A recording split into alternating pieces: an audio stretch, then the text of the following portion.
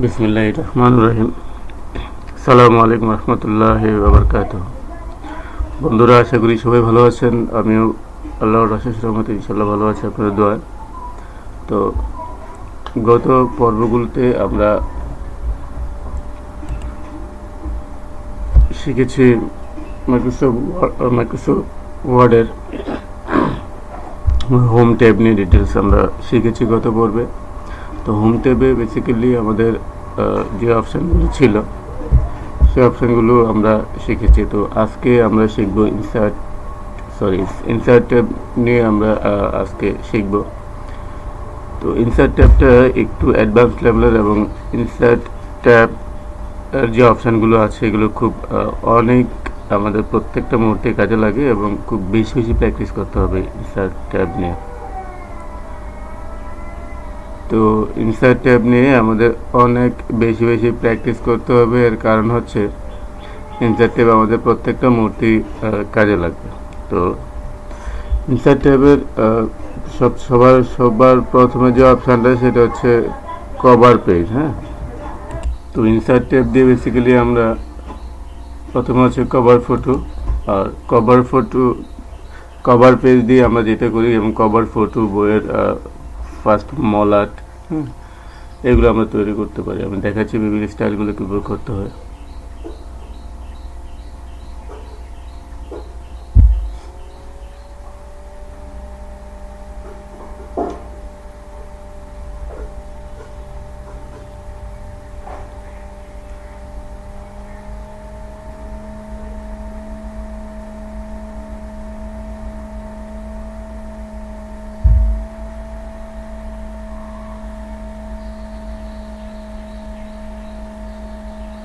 বিভিন্ন স্টাইলের আছে এখানে, আপনার যেটা আপনার কাছে ভালো লাগে সেটাই আপনি করতে পারেন।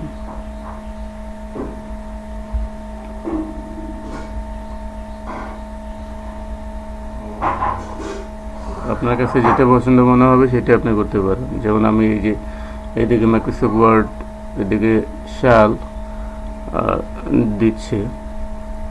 এখানে অনেক সুন্দর সুন্দর প্রিপেইড করা আছে, প্রি ওয়ার্ক করা আছে অলরেডি। এটা আমার কাছে খুব ভালো লাগে।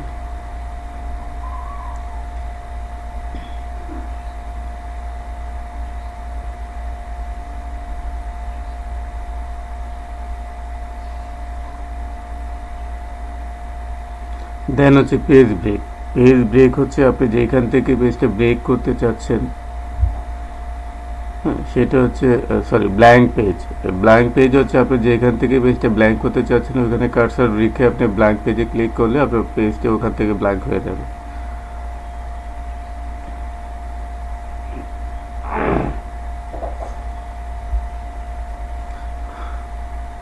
তারপর হচ্ছে পেজ ব্রেকও সেম, আপনি যেখান থেকে পেজটা ব্রেক করতে চাচ্ছেন সেখানে কার্সারটা রেখে আপনি জাস্ট পেজ ব্রেকে ক্লিক করার পর আপনার পেজটা ব্রেক হয়ে যাবে। ঠিক আছে,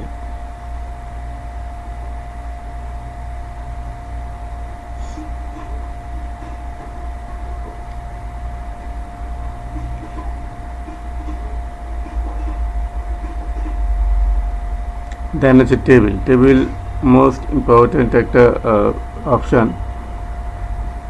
একটু ভালো করে এটা দেখতে হবে। এখানে আপনি যতটা রো বা যতটা কলাম নিতে চাচ্ছেন এটা অটোমেটিক্যালি জাস্ট আপনি দেখিয়ে দিলেই হবে। আর এটা হচ্ছে অপশনাল, যেটা ম্যানুয়ালি আপনি করতে পারেন। যেমন আমার 6টা রো দরকার, 10টা রো দরকার, 6টা কলাম দরকার। এটা হচ্ছে fix to column with weight, fix to column with content, fix to column with adjust to window. যেখানে আমি 6টা নিলাম, 6টা কলাম নিলাম, 10টা রো নিলাম, আমার রোগুলো চলে এসেছে। ঠিক আছে,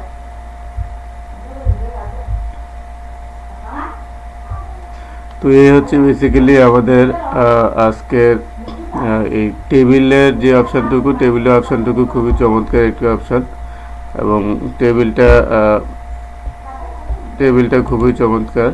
তো টেবিলটা একটু ভালো করে দেখতে হবে কারণ টেবিলটা খুব বেশি কাজে লাগে। এরপরে আসি এখানে যেটা ড্র টেবিল, এই অপশানের মাধ্যমে আমরা টেবিল নিজেরা এঁকে করতে পারবো। আমাদের যতটা রো দরকার, যতটা কলাম দরকার তো আমরা ম্যানুয়ালি নিজেরাই এঁকে নিতে পারবো আমাদের পছন্দ অনুযায়ী, ঠিক আছে।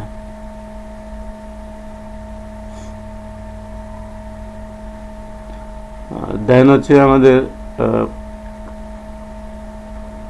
এক্সেল স্প্রেডশিট, অর্থাৎ এটা জাস্ট অ্যাজ ইট ইজ এক্সেলের মতোই, এখানে একটা শিট ওপেন হবে, সেখান থেকে আপনি চাইলে এক্সেলের মতো কাজ করতে পারবেন, ম্যাথ করতে পারবেন, যোগ বিয়োগ করতে পারবেন, চাইলে আপনি অল বর্ডার করে দিতে পারেন এখান থেকে, সেম। এরপরে যেটা আছে আমাদের টেবিল অপশানের মধ্যে, সেটা হচ্ছে কুইক টেবিল। কুইক টেবিল হচ্ছে এখানে কতগুলো টেবিল অলরেডি ডিজাইন করা আছে, আপনি এখান থেকে যে কোনো একটা সিলেক্ট করে নিয়ে কাজ করতে পারেন। এখানে যে ডাটাগুলো দেওয়া আছে এগুলো জাস্ট এডিট করতে পারেন, অথবা এগুলো ডিলিট করে নতুন করে ডাটা দিতে পারেন এখানে। এটা হচ্ছে বেসিক্যালি কুইক টেবিল, ঠিক আছে।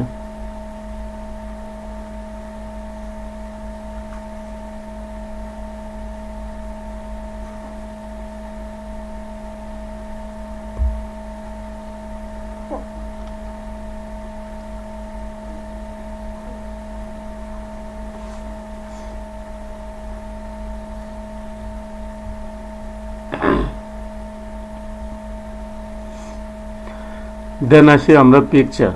এটাও মোস্ট ইম্পর্ট্যান্ট একটা অপশন। পিকচার হচ্ছে আমরা যদি আমাদের ডকুমেন্টসে বা যদি আমরা কোনো পিকচার অ্যাটাচ করতে চাই, তাইলে এটা করতে হবে, ঠিক আছে। কিভাবে করলাম এটা, আমি এটা করেছি ইনসার্টে ক্লিক করেছি, ক্লিক করার পর আমি গিয়েছি পিকচার যাওয়ার পর আমার ড্রাইভে, যেখানে কম্পিউটারে যে ড্রাইভে বা যেখানে আমার পিকচারটা আছে, যে পিকচারটা আমি অ্যাটাচ করবো, সেই পিকচারটা সিলেক্ট করে ওকে দিয়েছি। আগে আমি আমার যে ফাইলে যে ডকুমেন্টের বা পেজে যে জায়গায় আমি পিকচারটা অ্যাড করবো ওই জায়গায় কাজটা দেখে নিয়েছি, ঠিক আছে। তো আমি আবার দেখাচ্ছি।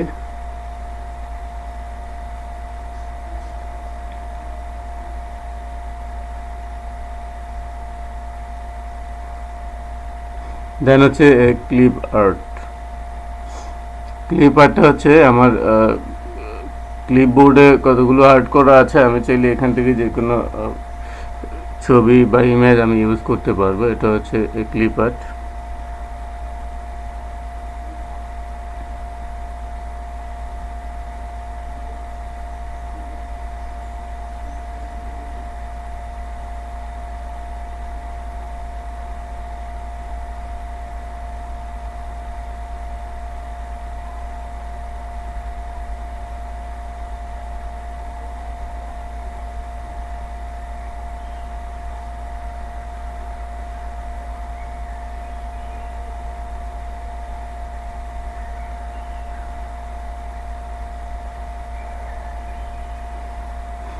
এটা হচ্ছে ক্লিপ আর্ট। এখান থেকে যে কোনো ছবি আমি ইউজ করতে পারি।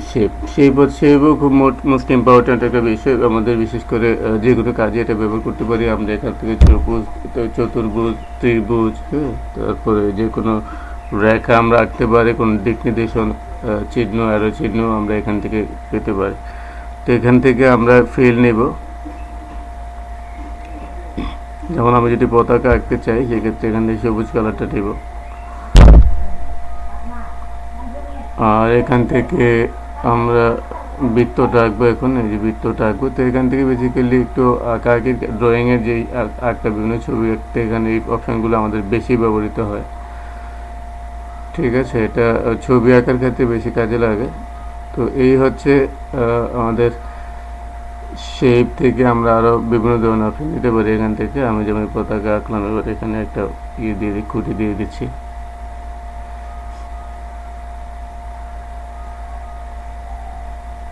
এই হচ্ছে বেসিক্যালি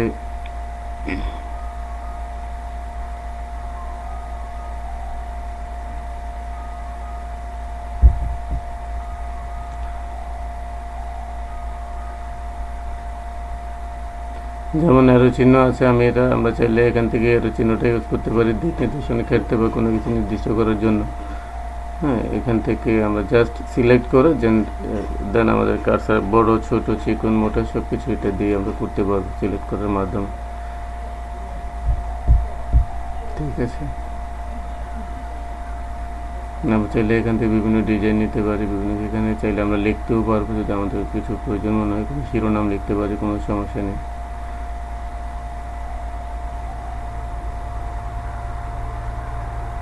বা কোনো মন্তব্য লিখতে চাইলে আমরা এখান থেকে লিখতে পারি, এখানে বিভিন্ন ধরনের শেপ দেওয়া আছে।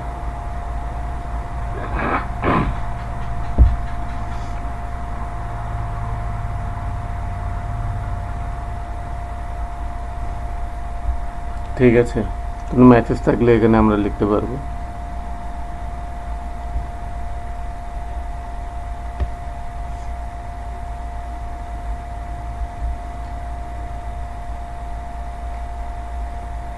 এরপরে আমরা আসি স্মার্ট আর্ট। স্মার্ট আর্টের মাধ্যমে যেটা করতে পারি আমরা, এটা হচ্ছে খুব সুন্দর একটা ডিজাইন। অনেক সময় অনেক ডিজাইন আমরা হাতে করতে গেলে সমস্যা হতে পারে বা এতটা সুন্দর বা নিখুঁত নাও হতে পারে, সেক্ষেত্রে আমরা স্মার্ট আর্ট ব্যবহার করে এটা করব। যেমন আমাদের এখানে আমরা একটা সার্কেল এঁকেছি, এবং যেমন কোনো কিছু সাইকেল যদি আমরা দেখাতে চাই, আমরা এই ডিজাইনটা ইউজ করতে পারি। এখন এই সাইকেলটা আমরা দেখাবো, যেমন আমি 5 জন মানুষের একটা সাইকেল দেখাবো, তখন আমি এই শেপটা নিয়ে আমি এখান থেকে এই স্মার্ট আর্টের শেপটা নিয়ে আমরা এখান থেকে অটোমেটিক সব কিছু করা আছে, জাস্ট আমরা নামগুলোর প্রত্যেকটা ইনসার্ট করে দিলেই হবে। ঠিক আছে, এখান থেকে চাইলে আপনি বিভিন্ন শেপের বিভিন্ন ডিজাইন চেঞ্জ করতে পারেন, কালার চেঞ্জ করতে পারেন, ডিজাইন চেঞ্জ করতে পারেন।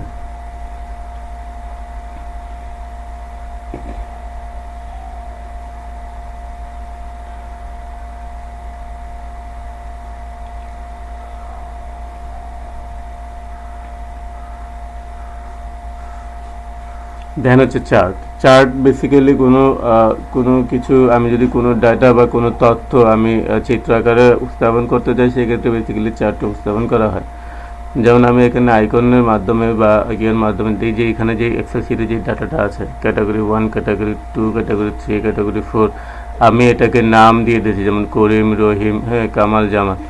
এখন ওদের সিরিয়াল 1, 2, 3 এটাকে আমি যদি বাংলা, অঙ্ক, ইংরেজি দিয়ে দিই এখানে, হ্যাঁ, দেখবেন।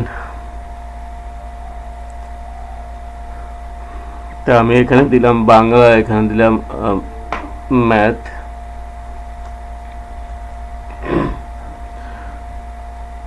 আর এখানে দিয়ে দিলাম ইংরেজি, হ্যাঁ, ইংলিশ।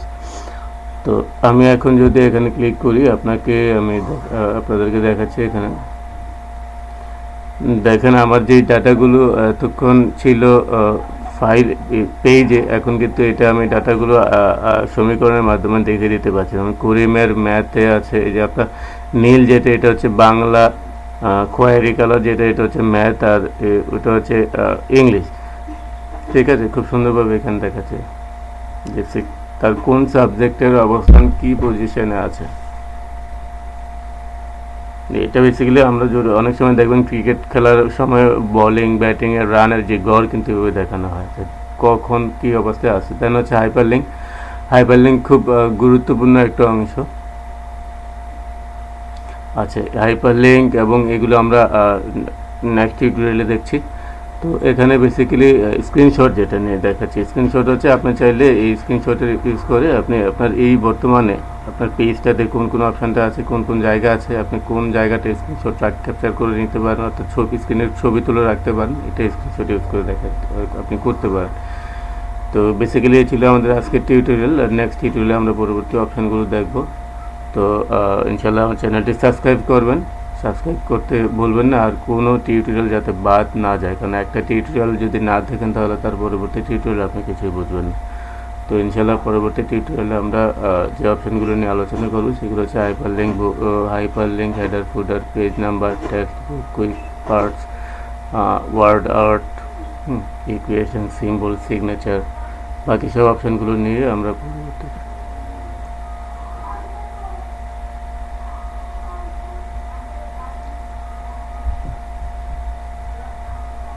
পরবর্তী টিউটোরিয়ালে ইনশাআল্লাহ আলোচনা করব। চ্যানেলটি অবশ্যই সাবস্ক্রাইব করবেন। ততক্ষণ পর্যন্ত ভালো থাকুন। আসসালামু আলাইকুম রহমতুল্লাহি ওয়া বারাকাতুহু।